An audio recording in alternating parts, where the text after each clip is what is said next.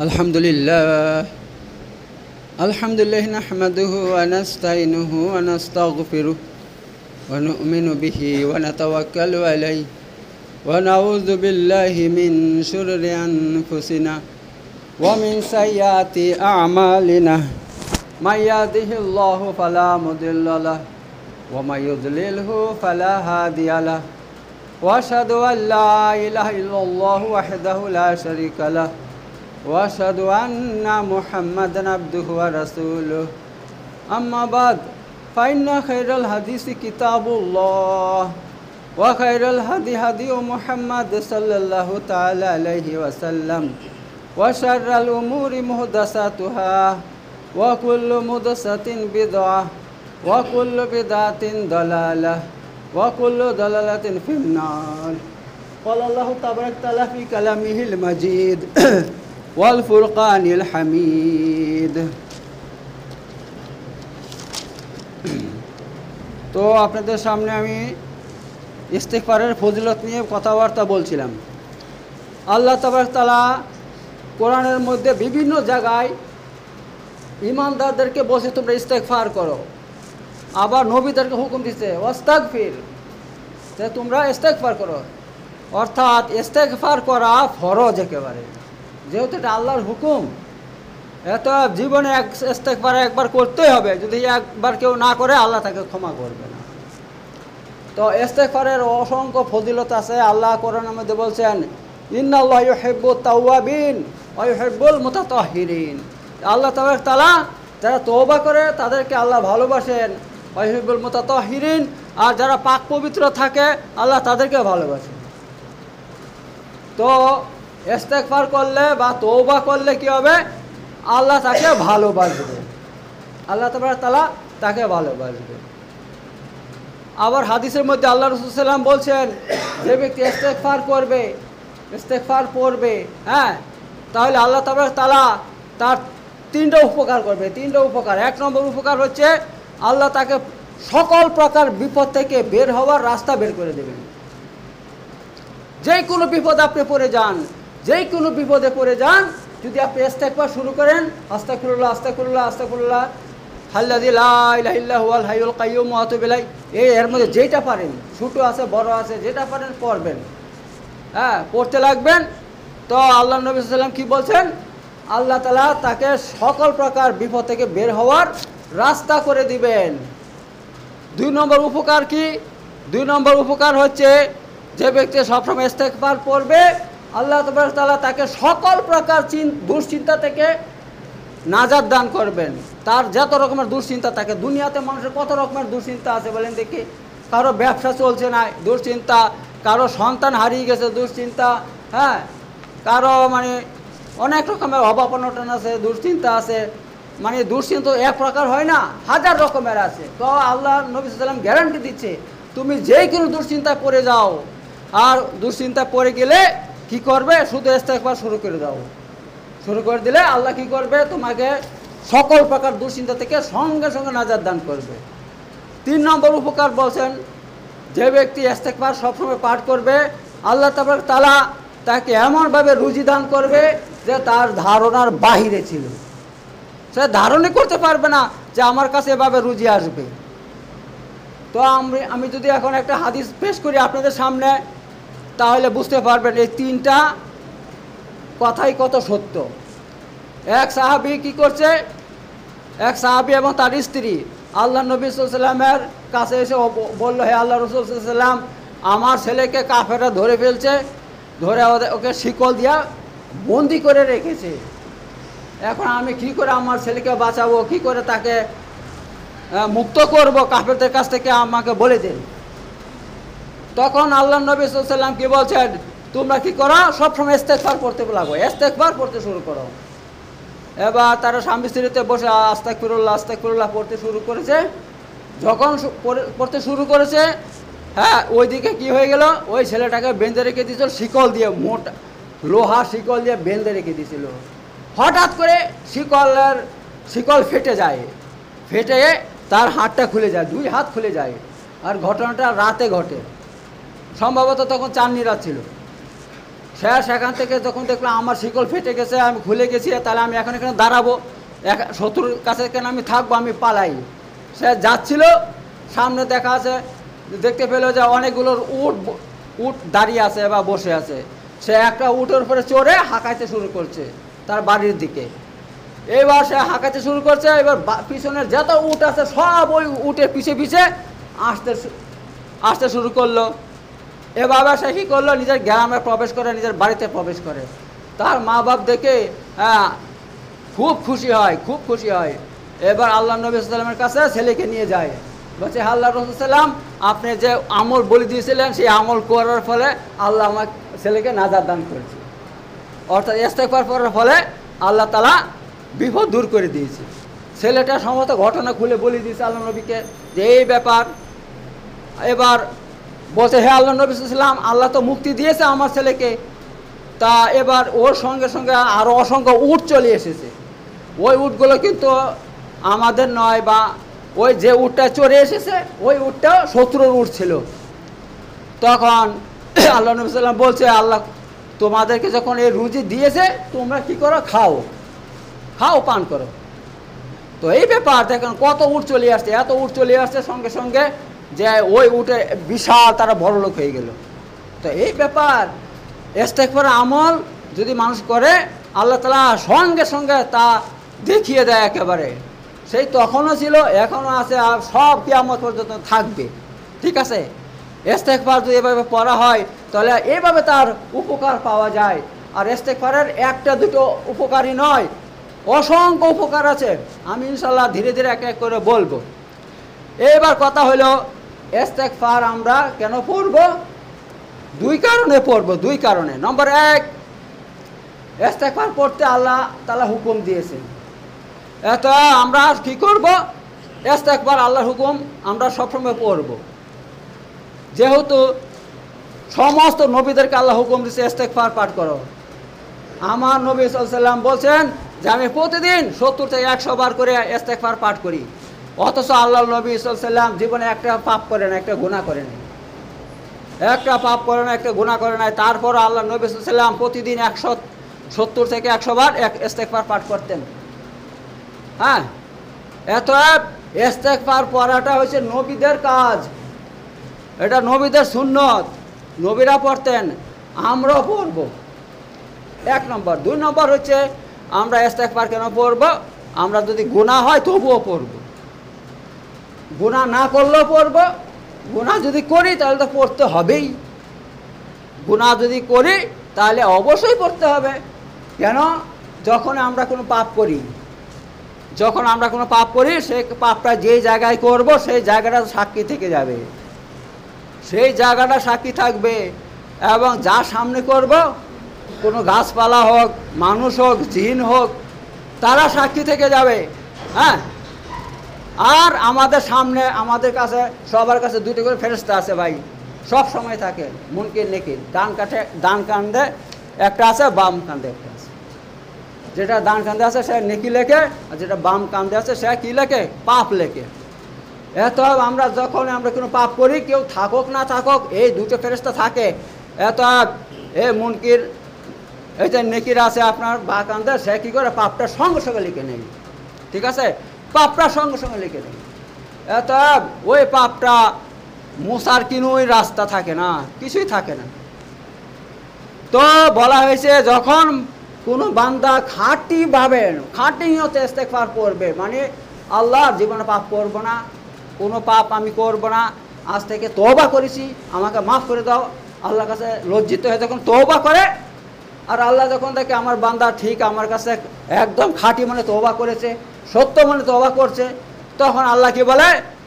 ফেরেশতাকে বলে, হে ফেরেশতা, তুমি ওর থেকে, আমল নামা থেকে ওই পাপটাকে ডিলিট করে দাও, মুছে দাও, কেটে দাও। তখন ফেরেশতা কি করে? ওই পাপটা কেটে দেয়। এবং আল্লাহ তাআলা বলেন, হে জমিন, যেখানে পাপটা করেছে, আল্লাহ তাকেও ভুলিয়ে দেয়। ঠিক আছে, আর যার সামনে পাপটা করা হয় তাকেও ভুলিয়ে দেয় আল্লাহ তাআলা। এত আল্লাহ তাআলা সবার কাছ থেকে পাপটাকে কি করে দেয়? একটক আমল নামা থেকে মুছে দেয়, আর সবার মন থেকে ভুলিয়ে দেয়। যার ফলে তার কারো মনেই থাকে না যে এই পাপটা সে করেছিল, ঠিক আছে। যার ফলে কি হবে, কিয়ামতের দিন তার বিরুদ্ধে কেউ অভিযোগও করবে না, কেউ বলবে না যে আল্লাহ তাআলা এই লোকটা এই পাপ করছিল। তো ইস্তেগফারের এত বড় উপকার, ইস্তেগফার এত বড় উপকার, যদি আপনি এভাবে ইস্তেগফার করেন তাহলে আল্লাহ তাআলা আপনার ওই পাপটাকে মুছে দিবেন আপনার আমলনামা থেকে, এবং যাদের সামনে করেছেন তাদের মন থেকে মুছে দিবেন, ফলে সবাই ভুলে যাবে, কারো মনে থাকবে না, ঠিক আছে। তো এই ব্যাপার, তো আল্লাহ তাআলা এই কথা বলছেন, পাপ করলে এরকম কী হয়, তওবা করা হয় তাহলে এরকম উপকার পাওয়া যায়। তা আমি কয়টা উপকার বললাম। 1 নম্বর উপকার কি, আল্লাহ বলছে ইন্নাল্লাহা ইউহিব্বুত তাওয়াবিন ওয়া ইউহিব্বুল মুতাতাহহিরিন, সূরা বাকারা আয়াত নম্বর 222। আল্লাহ বলছেন যারা তওবা করবে আল্লাহ তাদেরকে ভালোবাসেন, আল্লাহ তাদেরকে ভালোবাসেন যারা তওবা করবে। কেন জানেন, তওবা মানে কি আল্লাহর কাছে সারেন্ডার করা, হে আল্লাহ আমি পাপ করে ফেলেছি, আমাকে তুমি মাফ করে দাও, ক্ষমা করে দাও। এভাবে যে ব্যক্তি আল্লাহর কাছে সারেন্ডার হয় আল্লাহ তাকে খুব ভালোবাসেন, আল্লাহ তাকে বিশাল ভালোবাসেন। হাদিসের মধ্যে এসেছে কোনো ব্যক্তি যদি আল্লাহর কাছে তওবা করে আল্লাহ তাকে এত খুশি হয়, তার উপরে এত খুশি হয় যেমনভাবে কোনো এক ব্যক্তি মরুভূমিতে সফর করছে উটের উপরে, বুঝতে পারছেন, উটের উপর সফর করে অনেক দূরে চলে গিয়েছে। আর আমি সৌদি আরবে ছিলাম 12 বছর, বললেন তো সৌদি আরবে ভাই আমার এমন কোনো জায়গায় আমি যাইনি, আল্লাহর রহমতে আমি গোটা সৌদি আরবে আমি ঘুরে বেরিয়েছি। আর কি বলবো আপনাদেরকে, সৌদি আরবের তাকাবেন যেদিকে যাবে চোখ খালি বালি আর বালি, বালি আর বালি, কোনো গাছপালা দেখতে পাবেন না। মরুভূমিতে কয়েকটা গাছ আছে, কাঁটা গাছ, ছোট ছোট গাছ কয়েকটা আছে, এই ছোট ছোট। আর গোটা মরুভূমিতে কোনো বাড়ি নাই, গ্রাম নাই, মানুষ নাই, কিচ্ছু নাই। আপনার অনেক দূর চলে যাবে নজর, কিন্তু আপনি কোনো বাড়িঘর দেখতে পাবেন না। এখন যদি অবস্থা হয় তাহলে আল্লাহ নবী সাল্লাল্লাহু আলাইহি ওয়াসাল্লামের যুগে কী অবস্থা ছিল বলুন দেখি, কী অবস্থা ছিল। তো বলা হয়েছে এক ব্যক্তি সফর করে যাচ্ছিল উটের উপরে করে, যে অনেক দূর যাওয়ার পর সে উট থেকে নামলো, নেমে একটা গাছ পেয়েছে, গাছের নিচে উটটাকে বেঁধেছে, সে কী করলো, একটা আরাম করলো। আরাম করার পর সে কি উঠে দেখলো উটটা হারিয়ে গেছে, সেখানে উট আর নাই। তাহলে তার কি অবস্থা হবে বলেন দেখি, কী অবস্থা হবে। মরুভূমিতে উট যদি হারিয়ে যায় তার মানে সে মৃত্যু ছাড়া কোনো উপায় নেই, মৃত্যু ছাড়া কোনো উপায় নাই। কারণ এই এই যে বালি এত গরম হয়, এ রোদে এত গরম হয়, আপনি 2 হাত হেঁটে যেতে পারবেন না, 2 হাত হেঁটে যেতে পারবেন না যদি উট না থাকে। আর তখন তো গাড়ি ছিল না, ট্যাক্সি ছিল নাকি, রাস্তাও ছিল না।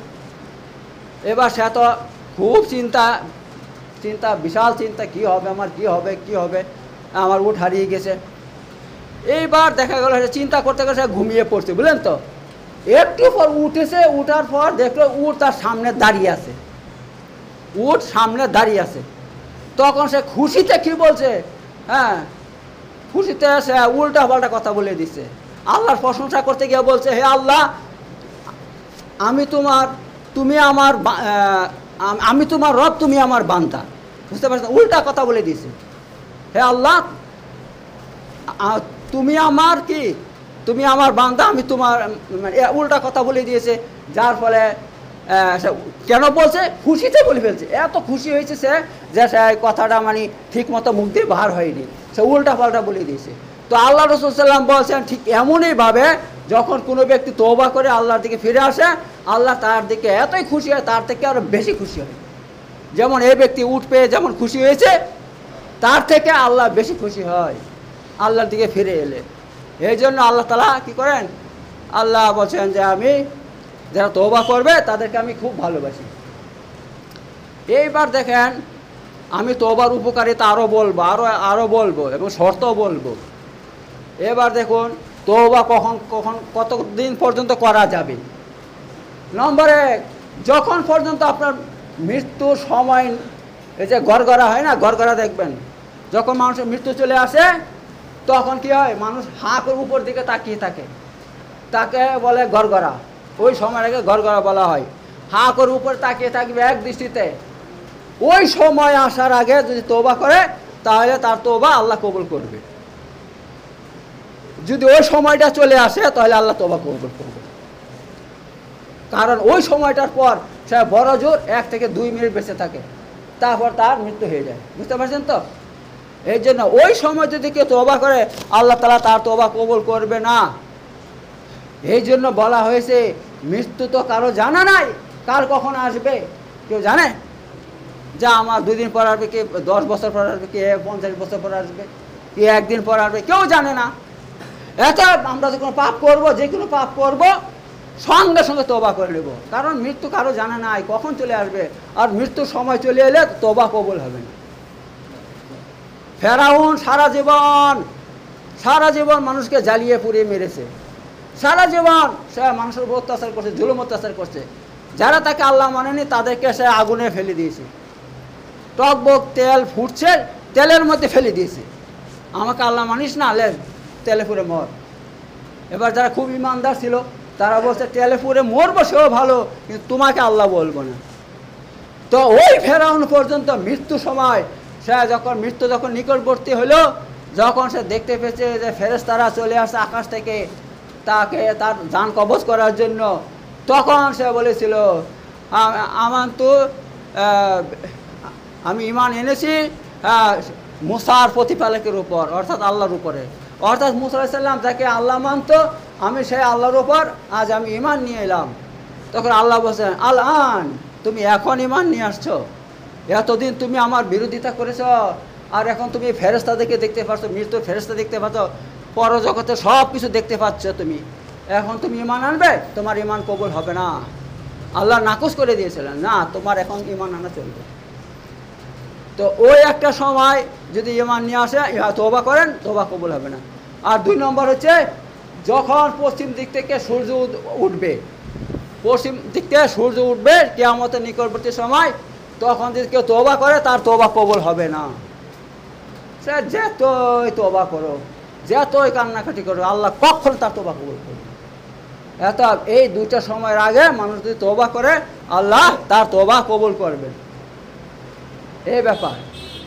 তো আমাদেরকে তওবা বেশি বেশি করে করতে হবে 2 কারণে। নম্বর 1, তওবা করলে কি হয়? তওবা করলে আমাদের মর্যাদা বাড়বে, তওবা করলে আমাদের মর্যাদা বাড়বে। হাদিসের মধ্যে এসেছে কিয়ামতের দিন ওই ব্যক্তি সব থেকে খুশি হবে যে ব্যক্তি দেখতে পাবে যে তার আমলনামাতে তওবা সংখ্যা বেশি আছে, তওবা সংখ্যা, অর্থাৎ দুনিয়াতে সেই এই আমলটা বেশি করেছিল, আস্তাগফিরুল্লাহ আস্তাগফিরুল্লাহ আস্তাগফিরুল্লাহ আস্তাগফিরুল্লাহ সবসময় পড়েছে, ঠিক আছে? আর আপনি যতবার আস্তাগফিরুল্লাহ পড়বেন ততবার ফেরেশতা আপনার আমলনামাতে ওইটা লিখতে লাগবে। আপনি যতবার পড়বেন ততবার লিখবে, ততবার লিখবে, ততবার লিখবে। এত কিয়ামতের মাঠে যে আস্তাগফিরুল্লাহ বেশি পড়বে, আল্লাহ তাআলা তাকে তার সমস্ত গুনাহ মাফ করে দেবেন, সমস্ত গুনাহ মাফ করে দেবেন। কিন্তু শর্ত হলো এই, আপনার আস্তাগফিরুল্লাহ পড়বেন, যেই পাপ করছেন সেই পাপ আস্তাগফিরুল্লাহ পড়ার পর ওই পাপটা দ্বিতীয়বার করবেন না। আপনি হয়তো নামাজ পড়েন না, আপনি এতদিন নামাজ পড়েন নাই, ঠিক আছে, আপনি আল্লাহর কাছে তওবা করেছেন, আল্লাহ মাফ করে দেবে, কিন্তু এবার থেকে যদি আপনি আস্তাগফিরুল্লাহ পড়বেন আর নামাজ ছেড়ে দেবেন, যে আস্তাগফিরুল্লাহ আমি পড়বো, নামাজ ছেড়ে দেবেন, না, তাহলে হবে না, তাহলে তওবা বলা হবে না, ঠিক আছে? আপনি নামাজও পড়বেন, তওবাও করবেন, আস্তাগফিরুল্লাহ আস্তাগফিরুল্লাহ আস্তাগফিরুল্লাহ করবেন, তাহলে কি হবে?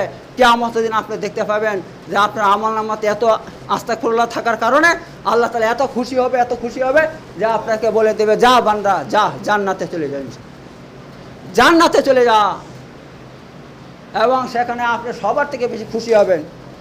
তো আস্তাগফিরুল্লাহর অসংখ্য উপকারিতা আছে।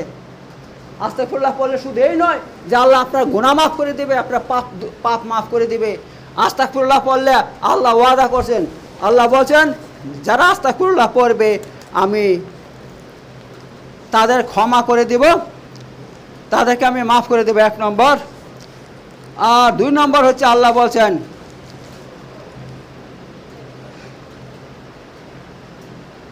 আল্লাহ এখানে বলছেন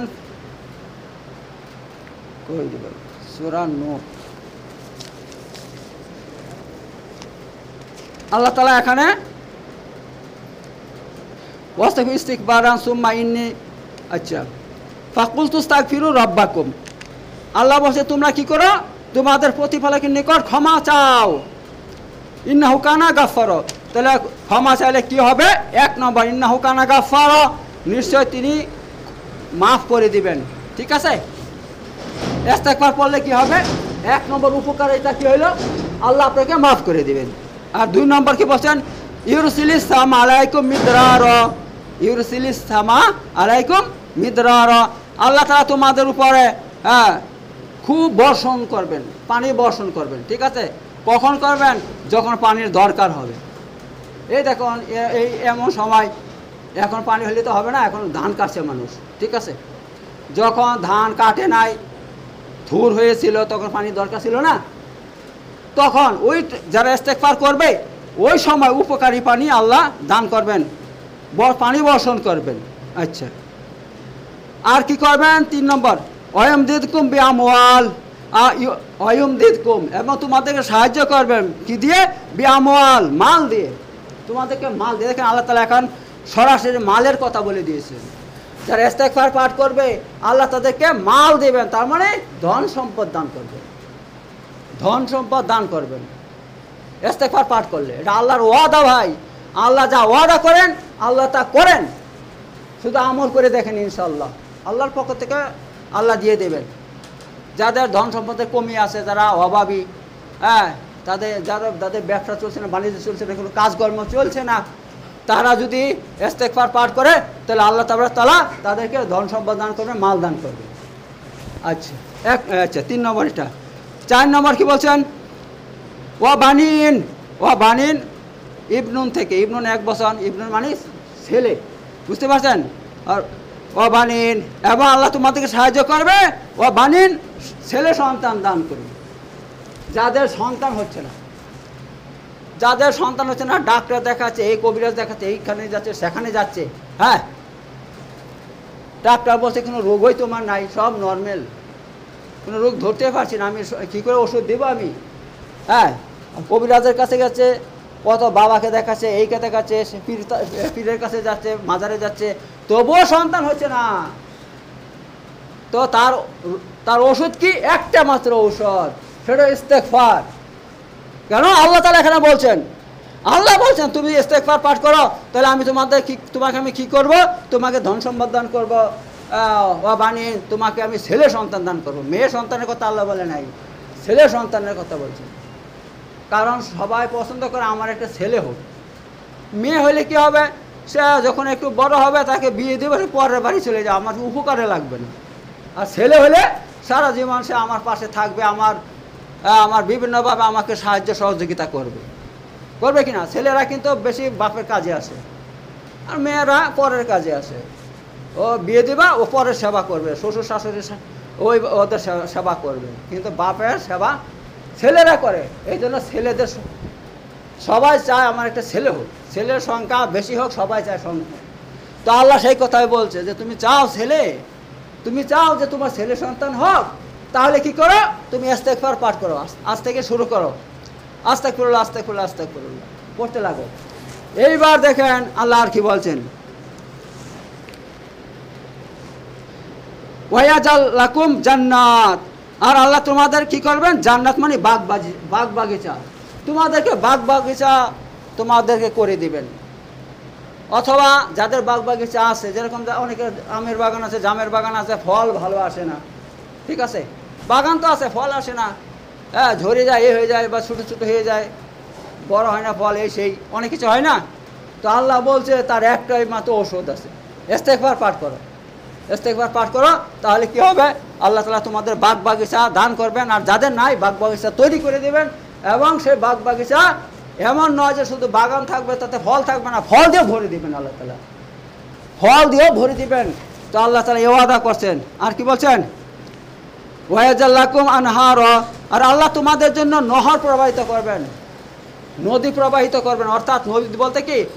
পানির ব্যবস্থা করে দেবেন, পানি প্রবাহিত করবেন। এই আরব দেশের মধ্যে দেখবেন, সেখানে আমি দেখেছি আরব দেশের মধ্যে, সেখানে পানির কোনো ব্যবস্থা নাই, কিন্তু পানি এরকম হয় না, কিছু না। আর আপনার এমন অবস্থা, সে উঁচু নিচু জায়গা, সেখানে কী করে পানি পায়? সমতল তো নয় যে পানি চলবে। সেখানে দেখেছি আপনার আল্লাহু আকবার। সে পানি উপর থেকে এভাবে নালা হয়ে ছোট নালা করে দিছে, সে নালা দিয়ে এমন পানি আসে চর চর চর চর করে যাচ্ছে, বাড়ির পাশ দিয়ে চলে যাচ্ছে, গ্রামের পাশ দিয়ে চলে যাচ্ছে, দিয়ে সেই সে যেখানে যেখানে ওরা বাগান বাগিচা করেছে সেই বাগান বাগিচা পানিতে ভর্তি হয়ে যাচ্ছে ভাই। আল্লাহু আকবার। আমি দেখো অবাক। শুধু একটাই কারণ, ওই সমস্ত ওই আরব দেশের এলাকার মানুষের একটা জিনিস আছে, সবসময় ইস্তিগফার পাঠ করবে। ওটা বসে আছে চুপ করে, সেখানে মুখটা চলছে আস্তাগফিরুল্লাহ আস্তাগফিরুল্লাহ আস্তাগফিরুল্লাহ আস্তাগফিরুল্লাহ। হ্যাঁ, কোনো একটা কাজ করছে, মুখ চলছে আস্তাগফিরুল্লাহ আস্তাগফিরুল্লাহ, হাতে কাজ করছে কিন্তু মুখ দিয়ে আস্তাগফিরুল্লাহ আস্তাগফিরুল্লাহ। এরকমভাবে তাদের মুখের মধ্যে আস্তাগফিরুল্লাহ জারি আছে সবসময়। এর জন্য আমি দেখেছি এই আল্লাহ যে ওয়াদা করছেন সে ওয়াদা আরব দেশের মধ্যে পূরণ হয়েছে।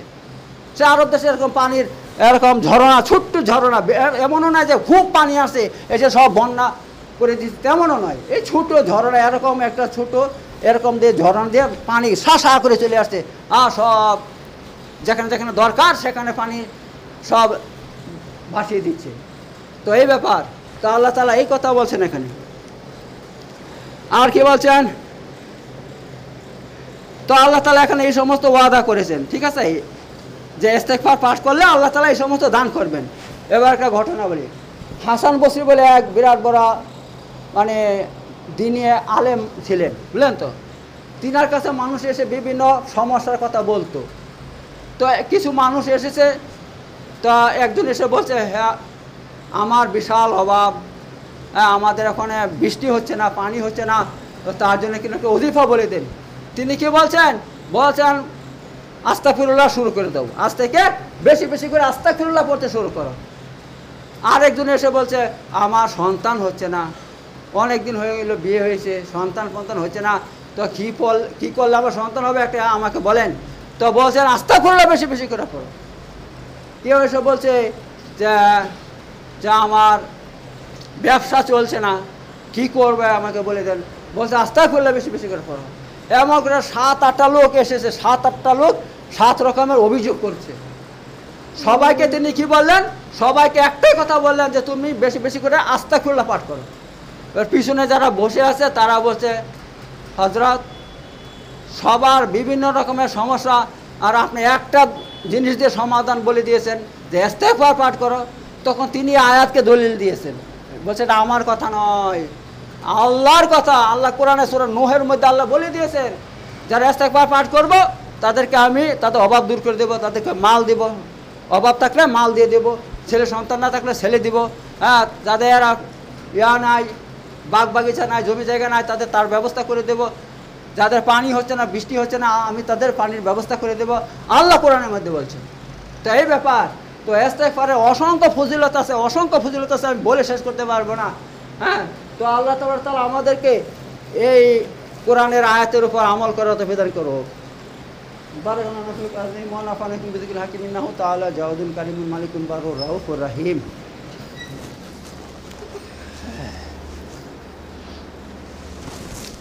ওয়া আখিরু দাওয়ানা আলহামদুলিল্লাহি রাব্বিল আলামিন। ইন্নাল্লাহা ইয়া'মুরু বিল আদলি ওয়াল ইহসান ওয়া ইতা'যিল কুরবা ওয়া ইয়ানহা আনিল ফাহশাই ওয়াল মুনকারি ওয়াল বাগি ইয়া'iযুকুম লা'আল্লাকুম তাযাক্কারুন। ওয়াযকুরু আযীম ইয়াযকুরুকুম ওয়াশকুরু আলা নি'আমিহি ওয়া যিকরুল আকবার ওয়াল্লাহু ইয়া'লামু মা তাসনাউন। সাদাকাল্লাহু আলিয়্যিল আযীম।